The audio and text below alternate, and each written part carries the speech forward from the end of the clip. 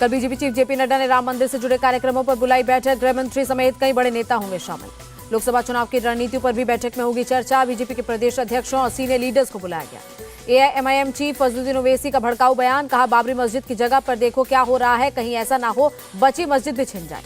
ओवैसी की मुस्लिम समुदाय से अपील, मदरसों की हिफाजत कीजिए, उसको मजबूत रखिए। यूपी के सीएम योगी आदित्यनाथ बोले 22 जनवरी के बाद अयोध्या जाकर देखिए, आपको त्रेता युग याद आ जाएगा। सीएम योगी बोले जिनको पहले अयोध्या का नाम लेने या जाने में संकोच होता था, अब वो भी अयोध्या जा रहे हैं। लखनऊ के एडीजी की अपील, राम मंदिर के लिए डोनेशन करते समय फर्जी वेबसाइट से रहें सावधान। आरजेडी विधायक फतेह बहादुर सिंह के विवादित बोल, कहा राम मंदिर से पाखंडी और मनुवादी समाज का ही विकास हो सकता है। फतेह बहादुर के बयान ने आरजेडी ने किया किनारा। प्रवक्ता मनोज झा ने कहा आरजेडी सभी धर्मों का करती है सम्मान। जेडीयू प्रवक्ता नीरज कुमार ने फतेह बहादुर के बयान की निंदा की, कहा उनको अपना नाम कायर बहादुर रखना चाहिए। बिहार बीजेपी चीफ सम्राट चौधरी बोले अकल प्राप्त करने के लिए इंडिया अलायंस के नेताओं को करना चाहिए रामलला के दर्शन।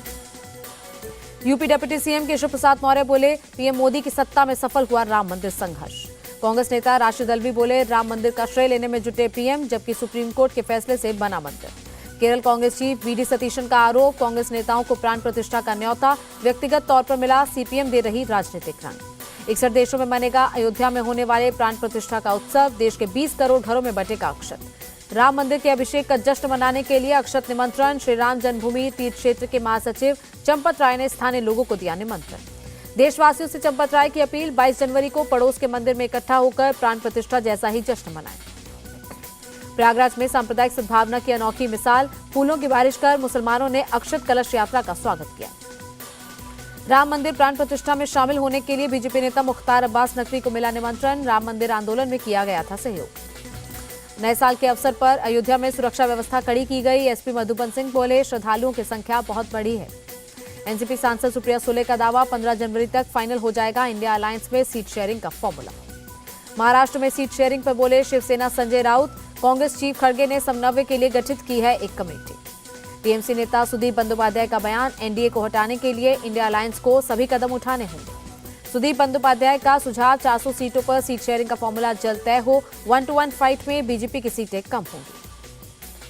पटना में सीएम आवास पर बड़ी बैठक, महागठबंधन के विधायक और सांसदों से मिले सीएम नीतीश। बिहार के सीएम नीतीश को मनाने की कोशिश, इंडिया गठबंधन के कन्वीनर की सौंपी जा सकती है जिम्मेदारी, सूत्रों के हवाले से खबर।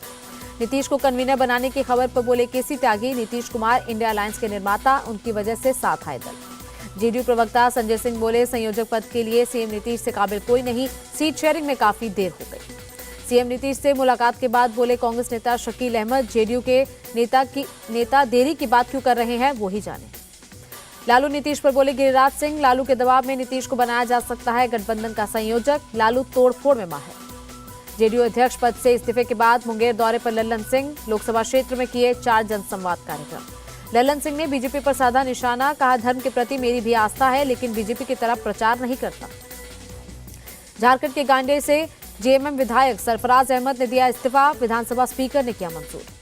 नए साल के पहले दिन इसरो ने रचा अंतरिक्ष में इतिहास, श्रीहरिकोटा से एक्सपोसैट सैटेलाइट किया लॉन्च। इसरो का सैटेलाइट पल्सर, ब्लैक होल्स, आकाशगंगा और रेडिएशन की स्टडी करेगा। इस सैटेलाइट की उम्र करीब 5 साल होगी।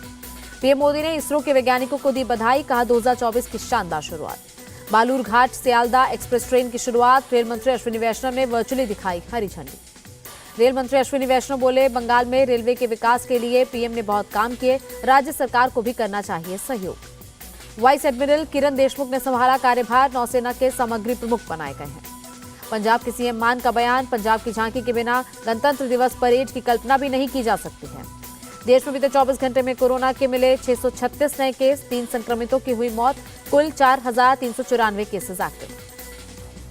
समलैंगिक विवाह के फैसले पर बोले सीजेआई डीवाई चंद्रचूड़, उसको लेकर कोई अफसोस नहीं, जज का फैसला व्यक्तिगत नहीं होता। कांग्रेस नेता नवजोत सिद्धू का बयान, सीएम केजरीवाल ईडी का करे सामना, नहीं तो पद से दे इस्तीफा।